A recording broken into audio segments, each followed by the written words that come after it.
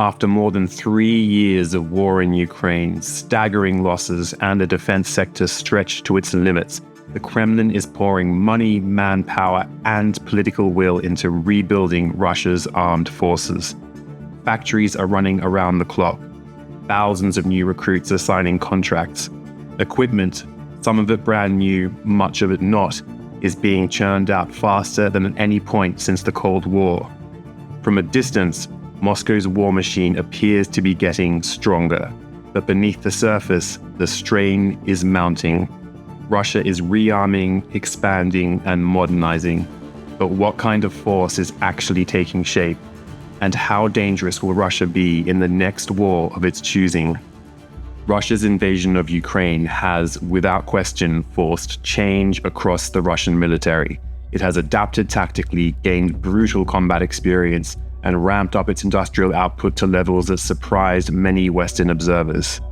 It has sustained high-intensity warfare for over 3 years and continues to pressure Ukrainian lines with staggering quantities of manpower and munitions. But these gains are coming at an immense cost. Entire elite formations were shattered in the first months of the invasion. Moscow's best paratroopers, Marines, and Spetsnaz. Over 15,000 pieces of equipment have been lost, according to open-source estimates. And the manpower sustaining the war today is not the foundation of a professional modern force. It's a patchwork of conscripts, high-paid volunteers, convicts, and men too old or marginal to serve in peacetime. Many lack training or will. To maintain pressure, Russia has leaned on cash incentives, stop-loss policies, and a tempo that prioritizes mass over finesse. It's effective in the short term, but it's not sustainable. However, Moscow has revived its defense industry, restarting production lines, building repair depots near the front, and swamping Ukraine with refurbished Soviet-era hardware. Today, Russia is pumping out 3 million artillery munitions per year, more than the EU and US combined. But this broader resurgence rests on a finite base. The stockpiles of Soviet equipment that once underpinned Russia's military advantage are being consumed rapidly. At current attrition rates, analysts suggest they could be exhausted within a few years. The UK's Ministry of Defence thinks depletion will occur by 2026. Rebuilding from that point becomes far more difficult. Sanctions have choked access to critical components, including microelectronics, turbines, and engines, though China has helped to ease some of this pain. Labor shortages have forced factories to rely on prisoners and underqualified workers. Corruption, secrecy, and aging infrastructure slow any meaningful innovation. Russia's arms industry can still produce in volume, but it's increasingly producing simplified versions of older systems. This is good enough by Russian standards, but far from cutting edge. Meanwhile, the long-term plan, the next State Armaments Programme expected sometime this year, is still a black box. It's meant to guide military development over the next decade, absorbing lessons from Ukraine and laying the groundwork for the reconstitution of Russia's armed forces. But the reality is, Russia is in no position to modernize and revamp its military on this timeframe. Western experts say Russian military officials are operating in a fog. There's no clarity on the plan as yet, and military leaders are unsure what equipment has been lost, what can be replaced, or how fast anything can realistically be built. That raises the central question, not just whether Russia has been changed by this war, but whether it can build a stronger and more credible force in the decade ahead. The answer increasingly looks like no. For one, Russia's military production, which has been ramping up since 2022, is deeply chaotic.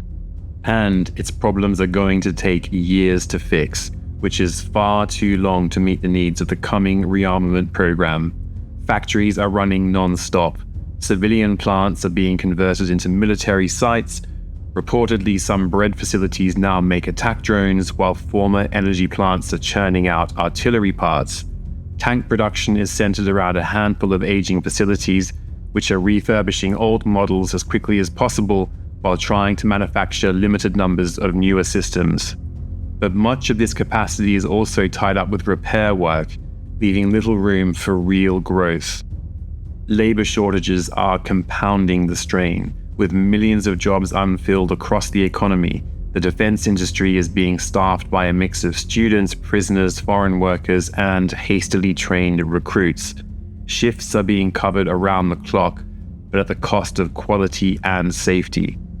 Attempts to scale up training pipelines are underway, yet bottlenecks remain, and Russian women continue to be legally excluded from much of the industrial workforce under long-standing labor laws.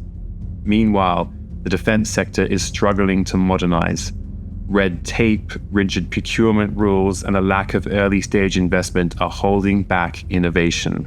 Defense startups and small firms face an uphill battle to break into the state-dominated industry, and even when promising technologies emerge from the battlefield, they often get lost in the bureaucracy. Sanctions are also biting. While Chinese imports have helped fill some of the gaps, especially for machine tools, electronics, and components, the dependency is growing, and many critical inputs remain hard to replace. All of this is unfolding in an environment of deepening secrecy. Much of the defense budget is classified, oversight is limited, and internal audits and planning processes are opaque, even to some Russian lawmakers. That lack of transparency makes it difficult to identify where resources are going or what the defense sector can actually deliver. In short, Russia is preparing its next military modernization cycle not from a position of strength, but from within a system already running hot, overstretched, under-resourced, and increasingly chaotic. So let's take a closer look at how different parts of the Russian military are being upgraded and what that reveals about the broader push to modernize, starting with the ground forces. Rather than investing in newer, high-end systems, the Kremlin is opting for mass over sophistication. More modern platforms are being deprioritized in favor of refurbishing and upgrading legacy systems like T-72 variants, BMP-3s, and BTR-82s. These aren't cutting edge, but they're cheaper, simpler, and most importantly, available. Around 75% of Russian equipment in Ukraine is pulled from Soviet-era reserves and overhauled. The remaining 25% is newly produced. Uralvagonzavod, Russia's main tank factory, produces around 200 to 250 tanks annually, mostly refurbished T-72s and new T-90Ms. One other facility adds another 120 refurbished tanks a year, though some of these are repurposed into systems like the TOS-1A thermobaric multiple rocket launcher. But it's not sustainable. This effort depends on a finite reserve of Cold War-era hardware and an industrial base stretched to its limits. This is not a story of long-term innovation and recovery. In the air domain, modernization follows a similar pattern. Selective upgrades paired with structural failure. Russia's strategic bombers, Tu-95s and Tu-160s, have been the most consistent performers among the aerospace forces during the Ukraine war, operating at a relatively high tempo. But these are fundamentally old Cold War designs that will be expected to serve well into the 2030s. Notably, the Tu-160 Blackjack is being modernized into the Tu-160M and Tu-160M2 variants with improved avionics and payloads. Putin has reportedly ordered 50 modernized Tu-160s, which suggests its long-term replacement, the next-generation Pakta stealth bomber, is facing serious problems. Production isn't expected before the 2030s, if at all. Meanwhile, the Su-57, touted as Russia's fifth-generation fighter, is in service but rarely deployed. Its low observable design appears relatively unsophisticated and production is slow. However, one bright spot for Moscow is drones. Russia aims to produce over 30,000 unmanned systems annually by 2030, including FPVs, loitering munitions, reconnaissance UAVs, and domestic Shahed variants. A major new drone factory accompanied by $8 billion in funding shows how seriously the Kremlin takes this. Naval forces, meanwhile, present a mixed picture. Ukraine's strikes against the Black Sea Fleet have gutted Russia's amphibious capabilities and exposed ship defense vulnerabilities. But the core of Moscow's maritime power, nuclear-powered submarines remains intact, growing, and highly capable. This is because nuclear submarines remain an absolute priority for Putin. Russia plans to add 6 more Borei-class nuclear ballistic missile submarines to its fleet by the early 2030s. These boats, each with 16 Bulava ICBMs, anchor Russia's maritime nuclear deterrent. In addition, Moscow's fleet of Yasen-class nuclear attack subs is also expanding. Having said that, the medium to long-term outlook for surface fleet shipbuilding is troubled. Russia's shipyards are backlogged and underfunded. The United Shipbuilding Corporation, the state-owned naval shipbuilding company, is mired in debt. Sanctions have cut access to Western engines and electronics. Chinese components are being used instead, but they're sometimes unreliable. Despite these issues, Russia is still maintaining a global naval presence. Deployments in the Mediterranean, Indian Ocean, and Pacific show ambition hasn't faded. The Russian Federation Navy continues to receive new corvettes, frigates, and submarines, just slower than planned. But pressure on Russia's shipyards is only likely to grow as competition from other services rises, the USC's debt woes mount, and workforce shortages bite. In short, the same pattern is being repeated across all domains of the Russian military. Ambition outpacing capacity, tactical adaptation compensating for strategic weakness, and a military posture that can sustain war in the present, but is clearly struggling to prepare for the future. But here's the paradox. Even with all these constraints, Russia remains dangerous. Because, for all its dysfunctions, its military is still what Chatham House experts call good enough.